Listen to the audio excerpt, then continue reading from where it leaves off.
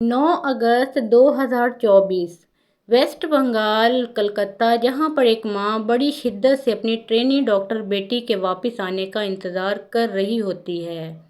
रात लगभग 11 बजे के करीब मां को बेटी की कॉल आती है और वो कहती है कि मैं 36 घंटे ड्यूटी करने के बाद थोड़ा आराम कर रही हूँ, आप भी सुकून से सो जाएं। लेकिन बच्ची के घर आने की बजाय कॉल आती है पुलिस स्टेशन से, जहां बताया जाता है कि आप फ़ौरन पहुंचें, आपकी बेटी की हालत ख़राब है। जब माँ बाप फ़ौरन अपने मोहल्ले के कुछ लोगों को लेकर वहां पहुंचते हैं तो बताया ये जाता है कि आपकी बेटी ने खुदकुशी कर ली है। माँ हैरान हो जाती है, बाप इस बात पे यकीन नहीं करते। वो ये कहते हैं कि हमारी बच्ची सही सलामत अस्पताल गई थी, ऐसा कैसे मुमकिन हुआ है। लेकिन वहाँ पर भी उनकी किस्मत में इंतज़ार था, कई घंटे के इंतज़ार, तवील इंतज़ार। आप सोचिए कि माँ बाप को अपनी औलाद को देखने भी नहीं दिया जा रहा, जिसके बारे में वो बता रहे हैं कि उसने अपनी जान ले ली। आखिर कई घंटे के इंतज़ार के बाद वो वक्त आता है जब बाप को कहा जाता है कि आइए अपनी बेटी को देख लीजिए। जिस हालत में बाप अपनी बेटी को देखता है उस पर कयामत टूट पड़ती है। उसके जिस्म पर लिबास नाम पर कोई कपड़े के चंद टुकड़े भी मौजूद नहीं होते। उसका पेल्विक का बोन टूट चुका होता है, उसकी एक टांग बेड की एक साइड पर जबकि दूसरी तरफ होती है।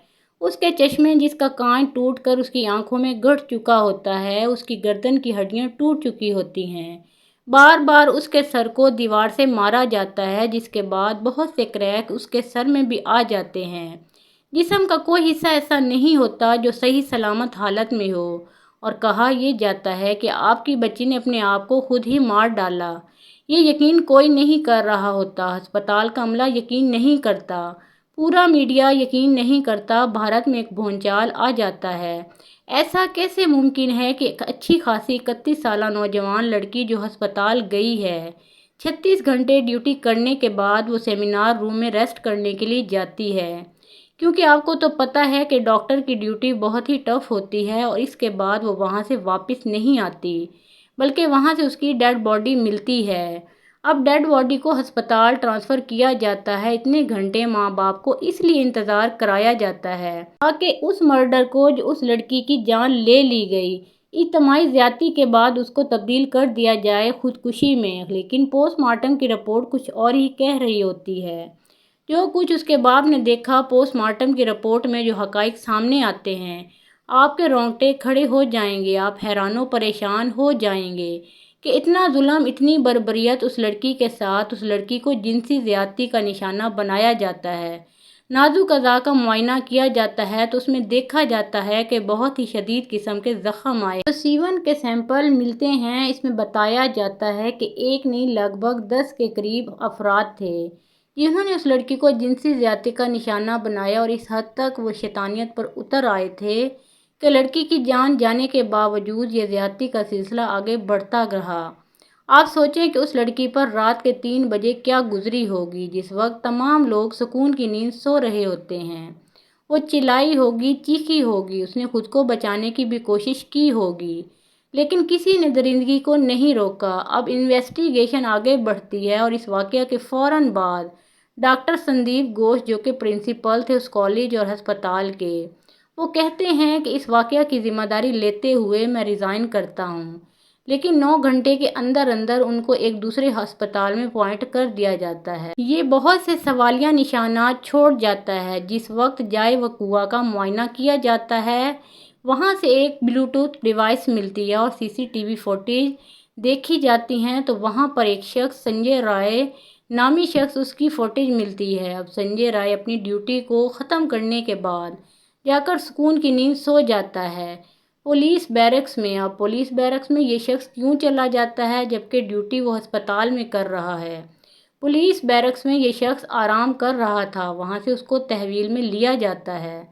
संजय रॉय की हिस्ट्री कुछ ऐसी है कि उसकी 4 बेगमात थीं जो उसके वहशियाना तशद्दुद की वजह से उसे छोड़कर जा चुकी थीं।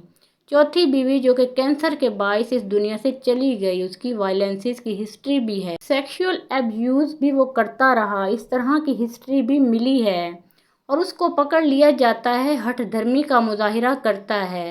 अभी तक वो कह रहा है कि आपने जो करना है कर लें, लेकिन पोस्टमार्टम की रिपोर्ट के मुताबिक जो कुछ इस वक्त हकाइक सामने आए उसके मुताबिक ये एक शख्स का काम नहीं है। एक और हैरानकुन काम होता है जिस जगह पर यह वाक़या पेश आता है, यानी कि क्राइम सीन वाली जगह पर मुरम्मत का काम शुरू कर दिया जाता है, यानी कि शवाहिद को मिटाने और हटाने की भरपूर कोशिशें की जाती हैं। 9 अगस्त का ये वाक़या है, शवाहिद को मिटाने और हटाने की भरपूर कोशिशें की जाती हैं। 9 अगस्त का ये वाक़या है जिस वक्त ये खबर पूरे भारत में फैलती है। तमाम डॉक्टर समेत सिविल सोसाइटी के लोग सड़कों पर निकल आते हैं और आज इतने दिन गुजर जाने के बावजूद जैसी खबर लोगों तक पहुंचती है, एहतजाज तेज़ी इख्तियार करता जा रहा है। ममता बनर्जी जो कि वहां की सीएम है, उनको शदीद तनकीद का निशाना बनाया जा रहा है। कहा जा रहा है कि बचाने की कोशिश भी की जा रही है। जो असल लोग थे इस पूरे हादसे के पीछे, जो लोग थे उनको बचाने की भरपूर कोशिश की जा रही है। अब हम एक हिस्ट्री पर नज़र डालें तो भारत में ऐसे वाक़यात तवातर से पेश आते हैं। ख़वातीन अपने आप को इनसेफ समझती हैं। इस वक्त डॉक्टर्स की तरफ से ये कैंपेन चलाई जा रही है कि हम 36-36 घंटे ड्यूटी करते हैं, हम लोगों की खिदमत करते हैं, हम उनकी जान बचाते हैं, लेकिन हमारी अपनी ही इज़्ज़त और जान महफूज नहीं है। हमें तहफ़्फ़ुज़ दिया जाए। ममता बनर्जी पर बहुत ज़्यादा प्रेशर बढ़ रहा है, लेकिन इसके बावजूद आप अगर ऑफिशियल्स के ट्विटर अकाउंट देखें, मुख्तलिफ इनके सोशल मीडिया प्लेटफॉर्म्स देखें, उस पर कोई खातिर ख्वाह कार्रवाई करते हुए कोई दिखाई नहीं दे रहा। लोगों के बहुत ज़्यादा प्रेशर के बावजूद अब इस केस को सीबीआई के हवाले कर दिया गया है, जो कि एक एजेंसी है इंडिया की, जो इस पर आगे तफ्तीश को लेकर बढ़ेगी। लेकिन बहुत से सवालिया निशानात हैं कि इस लड़की को क्या इंसाफ मिल पाएगा? क्या इससे पहले जितने केसेस हुए हैं क्या उनको इंसाफ मिल पाया? क्या कोई सियासी गिरफ्तारी यानी सियासी बड़े अहम लोगों की गिरफ्तारी अमल में आई है? क्योंकि इस तरह के वाक़यात के पीछे अक्सर बिगड़े नवाबजादे होते हैं, कोई सियासी शख्सियत होती है, कोई अहम लोग होते हैं, लेकिन उनके खिलाफ कार्रवाई अफसोस के साथ कहना पड़ रहा है कि कभी नहीं हुई। इस वक्त आप भारत के मीडिया और सोशल मीडिया को देखें तो आपको हर तरफ 31 सालों डॉक्टर के इंसाफ के लिए आवाज़ उठाते हुए लोग नज़र आएंगे, और उसमें बहुत बड़ी तादाद ख़वातीन की है, क्योंकि वो बहुत ज़्यादा खौफज़दा हो चुकी हैं। लेकिन आप हैरान हो रहे होंगे कि कहीं पर विक्टिम की तस्वीर दिखाई नहीं दे रही, कहीं पर ऐसा कोई निशान नहीं मिल रहा, कोई बात नहीं कर रहा, कोई उसका नाम रिवील नहीं कर रहा, क्योंकि भारत के लॉ के मुताबिक जो विक्टिम है, जो इस दुनिया से चला गया, जिसके साथ ऐसी ज़्यादती हुई, उसका नाम लेना या उसकी तस्वीर दिखाना गैर कानूनी है। हाँ, जो ऐसा शख्स है जिसको मुल्ज़िम कह सकते हैं या जो मुजरिम होते हैं, उनकी आप तस्वीर भी दिखा सकते हैं, उनको मीडिया के सामने भी ले आते हैं। ये एक बेहतर इक़दाम है, क्योंकि ऑलरेडी जो वालिदैन हैं, जो फैमिली है, वो तकलीफ़ से गुज़र रही होती है, और जब बार बार वो विजुअल सामने आ रहे होते हैं, उनके बच्चे या बच्चे की तस्वीर सामने आ रही होती है, तो और ज़्यादा तकलीफ़ में चले जाते हैं। इस वक्त माँ बाप भी चाहते हैं कि उनकी बेटी को इंसाफ मिले। उनकी वालदा की बहुत सी वीडियोज़ इस वक्त सोशल मीडिया पर आप देख पा रहे होंगे, लेकिन उनके चेहरे को भी ब्लर कर दिया गया। वालिद की तरफ से कोई स्टेटमेंट नहीं आई, कोई उनका बयान हम नहीं देख सके। बहरहाल अहले मोहल्ला जो इस वक्त साथ गए थे, उन्होंने ज़रूर अपनी स्टेटमेंट्स दी हैं, और हम चाहते हैं कि ये केस आगे बढ़े और इसमें तमाम लोगों को इंसाफ मिल सके। एक औरत का मामला है, हवा की बेटी का मामला है, इसलिए हम भी आवाज़ उठा रहे हैं। हम उस माँ के दर्द को महसूस तो कर सकते हैं, जब उसको देखते हैं तो आंखों से आंसू रवां हो जाते हैं, और बाप की तकलीफ़ की शिद्दत। और इस वक्त पूरा भारत एहतजाज कर रहा है, और हम भी ये चाहते हैं कि इस लड़की को इंसाफ मिले।